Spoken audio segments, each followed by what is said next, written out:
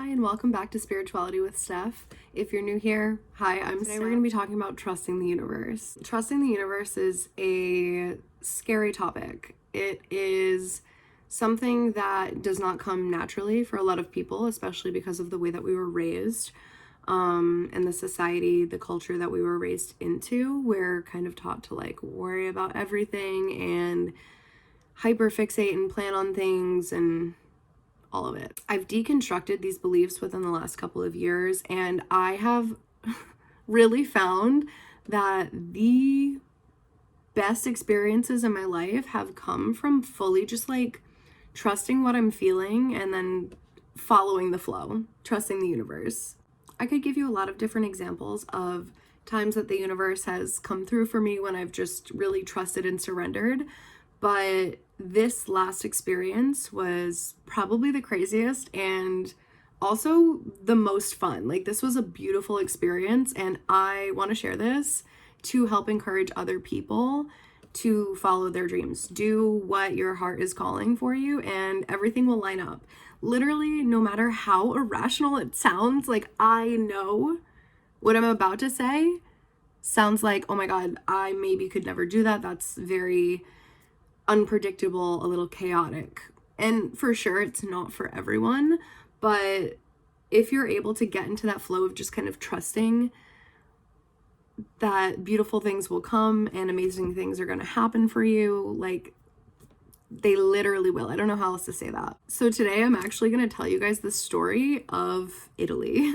The story of how I went to Italy for 5 weeks this fall in September to October, and I have no words. I'm absolutely speechless with the experiences that I've had, the synchronicities that occurred,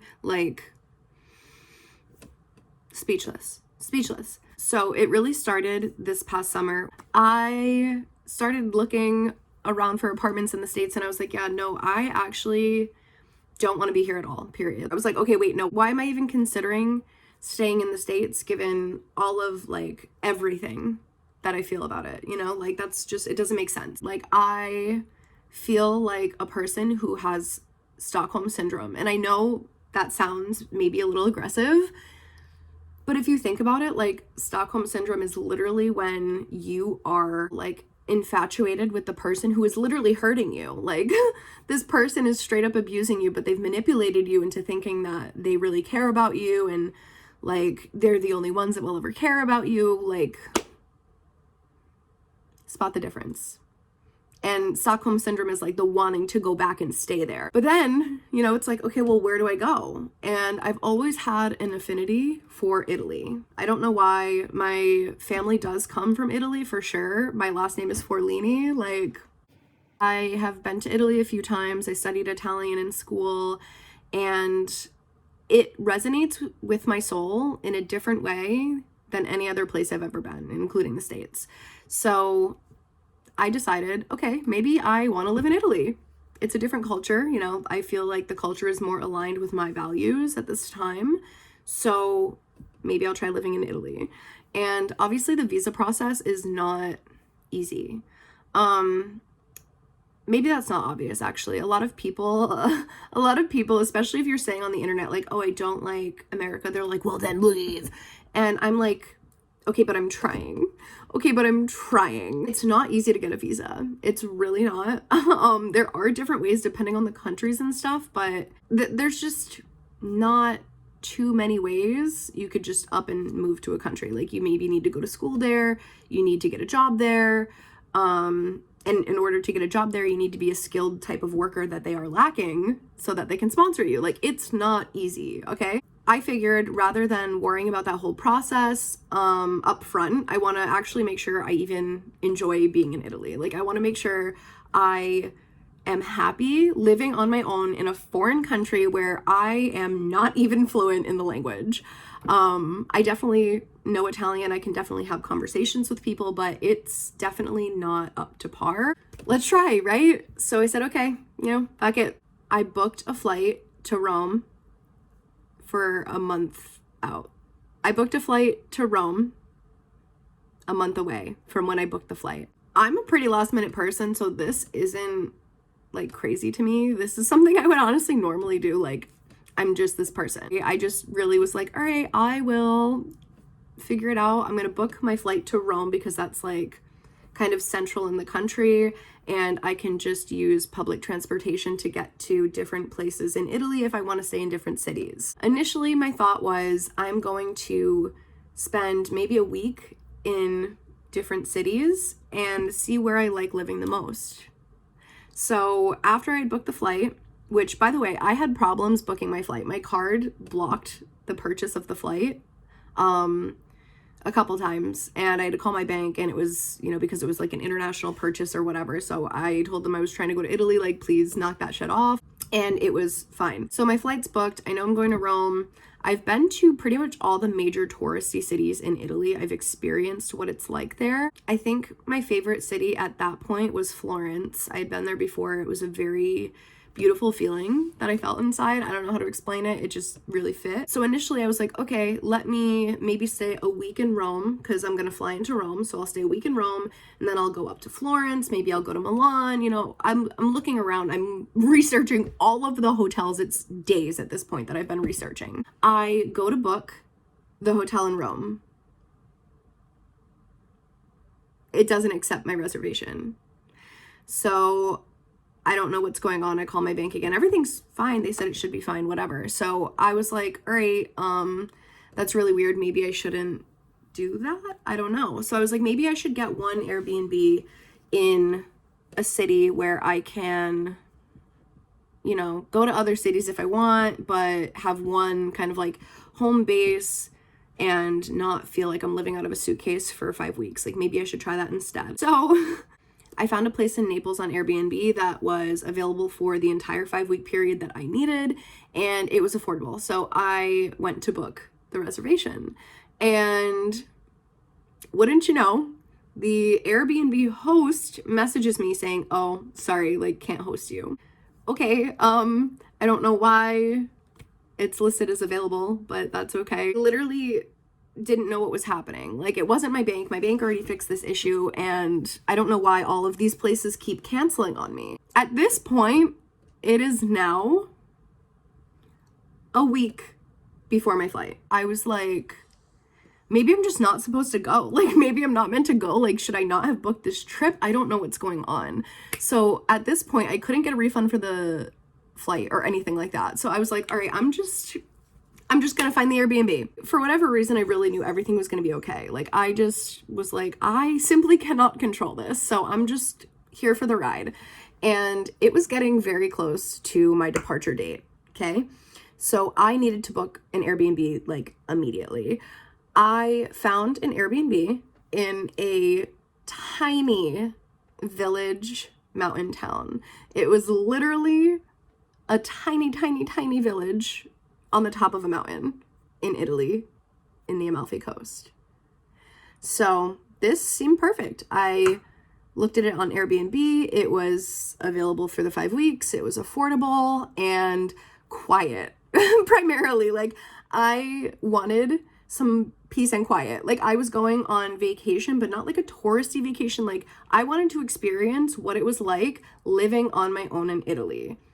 And I've done city life here. I lived in Boston. I'm just not a city girl, okay? So I figured being in a little village would be perfect for me. I was scheduled to fly out of TF Green Airport on September 5th in the evening at like 5 or something like that. I'm a last minute person, like we already said, so I'm packing. I'm stressing to pack everything into one carry-on suitcase for 5 weeks. Okay, in hindsight, that was probably my bad, but like, I have a back problem and I'm not really in the business of wanting to carry around a ton of shit. Like, I had a washer. I could wash all my clothes. Like, I didn't need to bring 5 weeks of clothes. Like, I brought a bunch of clothes and fit them in there very well, very strategically packed.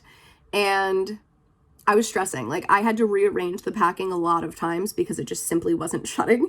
And I finally am like, okay, running to the airport. I'm late. I'm stressed. I get there. Nobody's there. Like, literally nobody's checking in. So I was like, did I miss the check-in? Like, I don't know what had happened. I talked to the guy at the gate. my flight was canceled. My flight was literally canceled because of a storm coming. It wasn't even raining. I was like, okay, great. So like, what do I do now? And he was like, oh, well, I rescheduled you for the flight tomorrow. It's the same exact time. Just literally tomorrow. And I was like, okay, great, cool, see you then. And then I ended up seeing him the next day at the gate when I was really getting on my flight, and he was like, oh my god, hey, to his coworker, hey, this is the girl I was telling you about. Like, she was so nice and chill about, you know, the cancellation. I was like, it literally was not your fault. Like, why would I have taken that out on you? That's not your fault.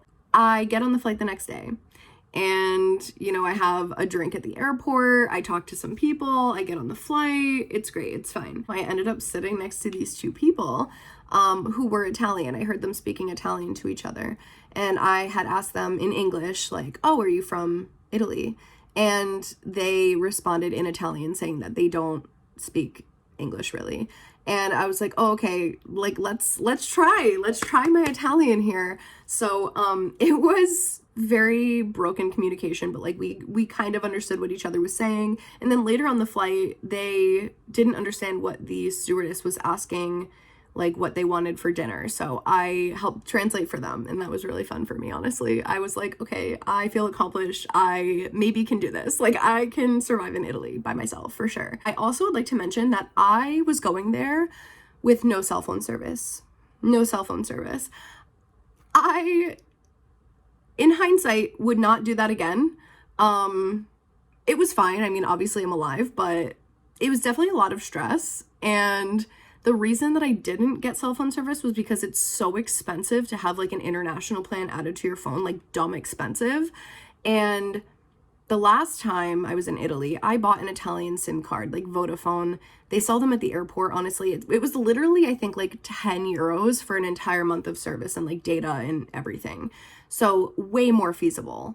And last time that was fine, but I had a new phone at that point since the last time I was in Italy, and it was factory locked. Evidently AT&T couldn't unlock it. Apple said they couldn't unlock it. So I was just like, fuck it, I'm going with no service. Great. It was a lot. It was survival of the fittest is what it felt like. It felt like I was in a modernized version of Survivor, honestly. Anyway, when I landed in Rome, converted some money at the airport, took a bus to get into the city center of Rome, and oh yeah, I didn't have an Airbnb or anything. I knew that I needed to find a place to stay that night because my Airbnb that I booked was 2 hours south and the check-in time had already passed. This wasn't like super stressful. I was like, there are a lot of hotels here. I'm sure I will find one. Like, it's fine. I did end up finding one. It was great, beautiful, literally right at the train station. I ended up meeting up with my cousin and her, at the time, fiance, now husband, and we had dinner. It was great. So the next morning I, have breakfast at the hotel because it's included. It was really great. And then I get on the train and I am going 2 hours south to the city of Salerno. And at Salerno, the manager of the Airbnb, she came to pick me up at the train station, and she came to drive me to the Airbnb. So the Airbnb was in a very tiny mountainous village, like I mentioned, and the street with the cars, like where you can drive, it doesn't go into that city. Like, you cannot drive a car into this city. Like, you can only walk. There are walkways for sure, but the town is made up of less than 300 people. There are less than 300 people that live in this town. Like, it was so beautiful. Like, I love it. Airbnb managers drove us up to the highest point where you could drive, and then we had to walk. So carrying the suitcase and everything.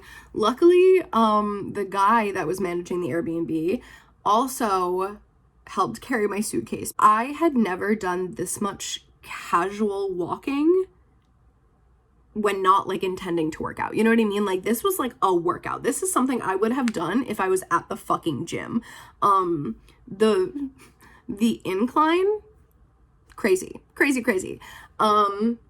it was like really fun. It was really different, and I loved, having this different experience for sure. Airbnb was beautiful. The views were surreal. Like, the views looked like I used an AI generator, honestly. I still can't believe that was my view. Like, I would go outside on the balcony every day and just look because was great. I cried in happiness a lot of times there. And everybody was so nice. Like, everybody was so nice.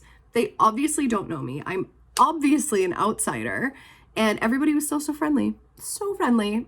Every time I walk by somebody, like, ciao, buonasera, ciao, buonanotte, like, just hi, you know, good morning, good night, like, just pleasantries. Like, people are just nice. I thought this was like extra awesome too, especially because just the stereotype of like the old Italian women or like men or whatever, hating tattoos or something, you know, it's like, it feels like it would have been a little more judgmental. It feels like it would have been a lot more judgmental, actually.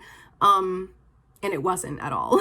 I guess that was based on my perception of how old people are in the States towards young people that have tattoos. But anyway, the girl that was the manager of the Airbnb, she was super nice, like very friendly. They helped me get groceries in the beginning too, especially because I had a gluten allergy. I wasn't able to get groceries well, that town didn't even have groceries. Like, you had to go a town down the mountain, and they have some stores. They have the bare minimums. Like, there's literally one store where it has meats and cheeses and stuff, one store that has like fruits and veggies, one store that has like, you know, eggs and rice and wine and things like that.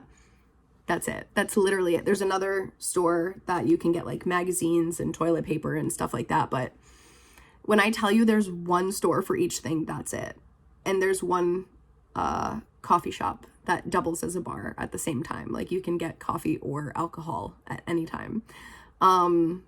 And people casually drink during the day there, like all the time. So I wasn't able to get gluten-free groceries that I needed in that town. So for example, like if I needed pasta or bread or anything like that, I needed to go outside of that town. Like, I needed to take a bus or something like that. So they helped me in the beginning to get some food that I needed, which was amazing. I worked remotely a lot while I was there. I actually had my most successful month ever while I was on vacation. Like, I was in my own energy. I was vibing. Things just felt great.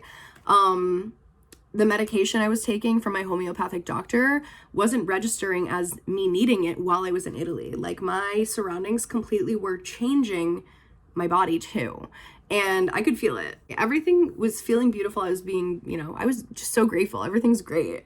And it was kind of hard to get around without a scooter because I, again, was staying in this, you know, mountain village, and they don't have stores or anything there. So if I want to do anything besides just like sit at my house, I have to either walk down the mountain or find the bus. And the bus is kind of confusing, not very reliable. I ended up in the wrong city one time.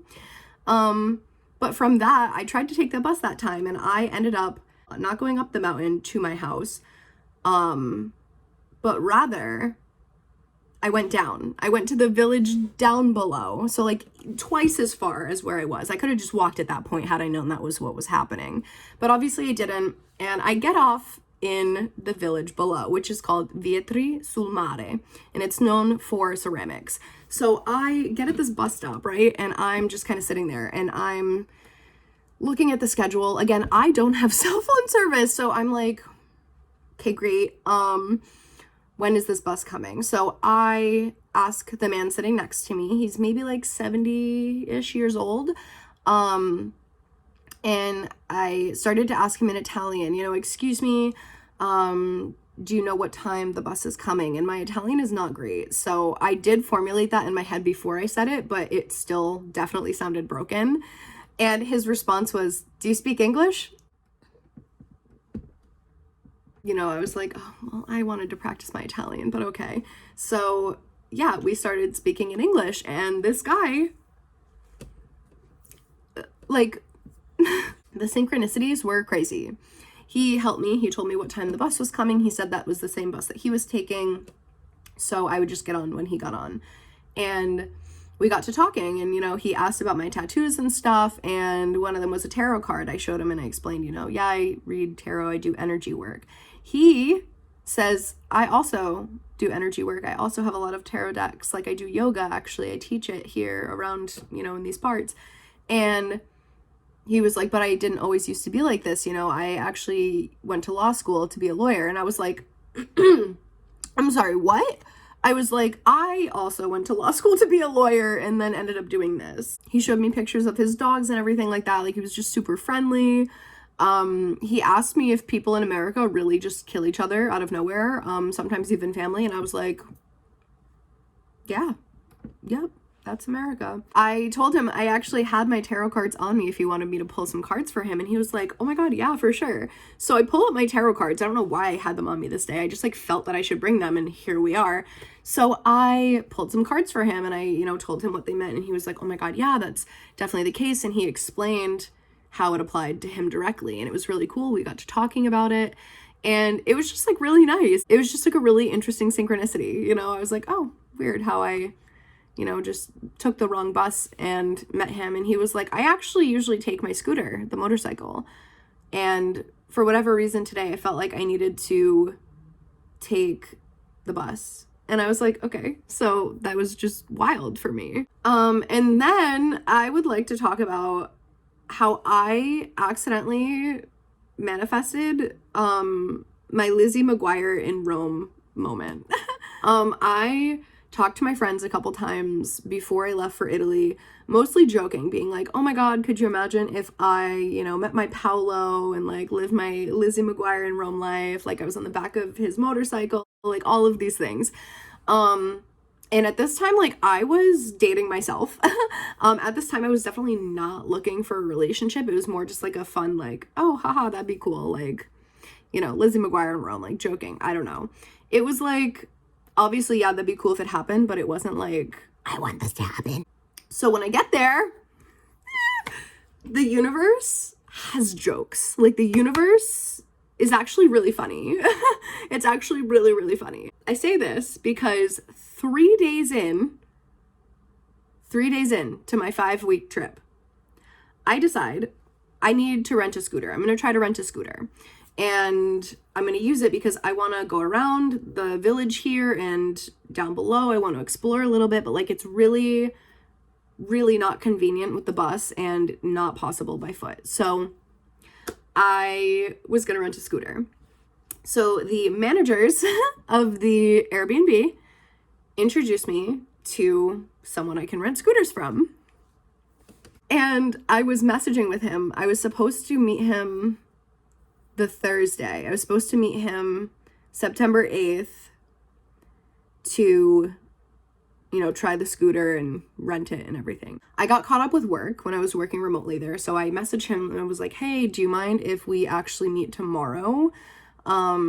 Work and all of that. And he was like, yeah, literally no problem. So the next day we messaged and we talked about where to meet, and we were going to meet at the highest point where the cars could go, like where you have to stop driving vehicles is where we were going to meet. I told him, what I looked like, so he knew who I was, because I didn't know how many people were going to be there, and I didn't have service, so it was important that I was going to meet up with him. I walk all the way down. He was just there on the scooter, and I waved, I said hello. We were wearing glasses, and if you guys have seen me like wearing my glasses, they look dirty, that's okay, but they're like clear. And he was wearing the same exact glasses. I was like, so nice glasses though. We like kind of chuckled about it. He asked if I've ever driven a scooter before. And the answer to that was yes. However, the end result was crashing and I required stitches. So I omitted this information and I said, I actually never gave a proper response. I said, so yeah. And then he was like, okay, well, why don't you try it? And we'll see. Like, we'll try it and we'll see. You get on the front and drive and I'll just be behind you and, in case. And I was like, okay, no worries. So I get on the front. I'm trying to drive it. It does not feel safe. It feels like I'm getting a one-way ticket in an ambulance to a hospital if I actually rented that. So I was like, ooh, like that didn't feel safe for me. Yeah, I don't really know. And he was like, yeah, it's really not the easiest, especially if you've never done it before. And it's important that you know how to do it because in the mountain here, it's very like winding roads and cars are going the same way and the streets are very narrow. He was like, it's pretty dangerous. I was like, I think it's probably best that I don't rent this. And I'm really sorry for like wasting your time. I really thought it would be easy. I don't know. And he said like, no worries, it's okay. like, I think you're making the right decision. And I was like, yeah, no worries. You know, I thought it would be fun. Maybe at some point I'll just have to ride on the back of somebody's and not necessarily drive it. And he asked, you know, like, who did you come here with? Maybe they can drive it, essentially. And I was like, oh, I'm by myself here. Like, I'm, you know, just by myself. So no, that's not really a possibility, but no worries, you know, thanks. And he asked, you know, like, if I wanted, he would be willing to take me for a ride on his motorcycle and show me around a little bit, and we could go to the city below and, you know, do something later that night. And it was just like a friendly gesture, honestly. Like, it didn't feel flirty at all. It was really just like, oh, like, that's really nice, cool, yeah. I said, yeah, that'd be really fun. I was planning on taking the scooter down and exploring a little bit right now, but like, I'm gonna walk down to Rayito, the village below, and just kind of sit near the coffee shop and stuff and, you know, just explore. He was like, do you want a ride there now? Like, I have to go back down anyway. So I was like, yeah, for sure. So he dropped me off there and said we would meet later at the same spot from before at, like, I don't know, 10 or whatever it was. And this was Friday night, the 9th. So yeah, he dropped me off at Rayito, a couple drinks. I met people. It was fun. I chatted with a bunch of people. I ended up meeting this woman who was really, really coincidental, because I was speaking English with this other gentleman that I met there, and he was there with his daughter, who was about my age. We all ended up talking. They were from the UK, and then this woman heard us speaking English. She came over and she was like, hey, sorry to be weird, but like, I just heard you speaking English, you know, like, hi. And I was like, hi, how are you? How's it going? And turns out she moved to that town 30 years ago from Canada. Like, she also was like, I want out. So I just thought that was really cool. We ended up talking for a bit. Like, she literally gave me so much great advice and things to do. And she was like, if you literally ever need me, here's my house, hit the buzzer, like, call me. Like, she was so sweet.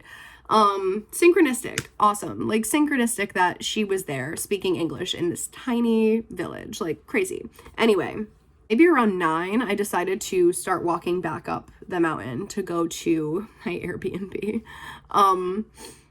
I was so sweaty. Like, I was so sweaty walking up this hill. It was literally 0.8 miles, completely uphill like this. Bro, like, the cardio alone. I got into my house. I needed to sit down for a second and just, like, heavy breathe. Like, I was like, it's simply not something that the typical American does in, like, a normal commute, like, to home. So it was just new, okay? It took some adjusting for sure. But I got home and I took a shower quickly because I was like, I need to get ready and go, but I am smelly and sweaty. Like, I just feel icky. So I shower and I go and we meet. And I get on his scooter and we're driving down to the village, and we go to Vietri again, and we go to this shop that has like meats and cheeses and wines and stuff. So we sat down. He was like, yeah, like, what do you think about this? And I was like, for sure, like, that sounds awesome, let's do it. So we're sitting there eating, we're talking, we're bonding over spirituality. Like, it was just great. Like, we're just really hitting it off. And then he was showing me this landmark, you know, near the beach there, and we just, like, we vibed a lot. I'm pretty sure for both of us, it was just very, like, casual in the beginning, and then, like, we just very much, like, connected. Yep. So we're still dating. Yeah. So we met up that one time. We hung out a whole bunch of other times after that, like, so yeah, but anywho, really beautiful time. I was really just, like, enjoying my experiences, really having a lot of interesting synchronicities. And there was one period of the trip where I had actually found out that a friend of mine had died while I was in Italy. And this completely, like, rocked me to my core. Like, I was, you know, alone essentially in this country, and grieving a friend my age passing, who I had just seen a few months prior. Like, it was a lot going on. And the guy that I had mentioned, he He and I hung out later that night after I had found out, and I was very dissociative, honestly. Like, I had probably been dissociating for about 8 hours. Like, I didn't, like, I physically couldn't, like, I was frozen. It was like a freeze response. I hadn't been able to eat. I felt sick, and I, asked, like, could we maybe go somewhere and try to, like, split a sandwich or something? Like, I need to eat, but I can't. So we went and we were talking, and he actually went through a very similar loss. So, like, just the synchronicities, the fact that I'm in a foreign country by myself and I am now grieving this completely unexpected, like, new realm of loss. And here is this man who I'm dating now that has had the exact same experience. Like, he can empathize with me from a literal experience as well, and understand kind of like how I'm feeling and these things, and just be there and support me. Like, that was honestly instrumental, monumental for me in that moment, because like I had nobody else. I was there by myself. Like, I'm grateful for that for sure. It's just crazy to me where in the beginning I thought I wasn't even supposed to go to Italy in the first place because everything kept falling through. No, everything kept falling through because I ended up at this village. I ended up meeting this man. I ended up meeting all these other people. I ended up being so happy and just like in love with nature, in love with life. Like, I was so physically present in a way that I don't even think exists in America, I'm gonna be honest. It was just really beautiful. And leaving was kind of hard, honestly. Obviously I was there for 5 weeks, but it grew on me. I fell in love with the place, with the people. Like, I didn't want to leave, and coming home was a fat adjustment. Being back in the States honestly took me at least a month to reacclimate to everything here, for sure. Simply like being in my own energy, feeling so happy and being so present with these people. Like, life is just, it's an entirely different life there. So I, again, was planning on moving to Italy in the first place. That's why I booked the trip originally. So now I am in efforts of looking for ways to move to Italy or somewhere in the EU where I can be there and, go to Italy too. I don't know. Fingers crossed, please. And I trust the universe, it'll all work out. The universe knew what I needed more than I did, honestly. Like, had I literally been able to pick every single thing that would have happened on this trip, like, I never in a million years would have strung any of this together, but like, it was exactly what I needed. It was exactly what I needed for my soul, for my heart, like, for everything. And it was just to the point where there are just so many synchronicities. You can't write it off. You know what I mean? Like, there's so many synchronicities. You just can't just say it's all a coincidence. So that is the story of how I trusted my intuition to go to Italy. Again, I'm sharing this simply as like my experience, and hopefully it can motivate somebody to do something that completely scares you. Do something that is, something that never seemed possible for you. Like, maybe you always wanted to go somewhere and like nobody ever wanted to come. Go by yourself. Go by yourself. Traveling solo. I love traveling solo. It's totally different. It's an entirely different experience, and I love it. But yeah, again, I really just want to use this as like a testimonial of trusting the universe, trusting your feelings, your intuition. Like, follow what makes you happy, and the universe will literally provide. Like, literally, it's that simple. It's not easy, but it is simple. Please feel free to let me know if anybody else has questions or anything like that. And yeah, I love you guys. So I hope you enjoyed the story. I hope this helped somebody, inspire them. And yeah, I hope everybody has the most beautiful day. Okay, I love you. Bye.